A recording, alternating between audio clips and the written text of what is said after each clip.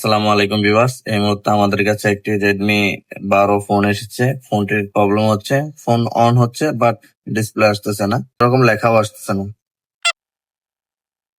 Phone on হচ্ছে but লেখা আসতেছে না। তো এই মুহূর্তে এই ফোনটি আপনাদের মাঝে ফিক্স করে দেখাবো, চলুন ভিডিওর সাথে থাকুন।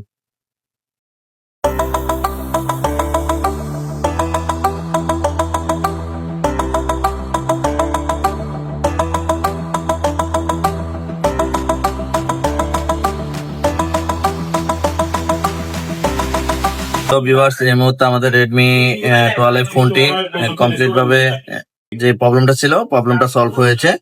তো এটা আমরা এখন অ্যাসেম্বল করে দেখবো যে আমাদের যে প্রবলেমটা ছিল গ্রাফিক্স প্রবলেম, মানে কোনো রকম লেখাও আসতো না, ডিসপ্লেও আসতো না, সেম ওই ডিসপ্লেটাই আছে। ঠিক আছে, পাওয়ার চাপ দিয়ে দেখি আমাদের ফোনের পাওয়ারটি চলে আসছে।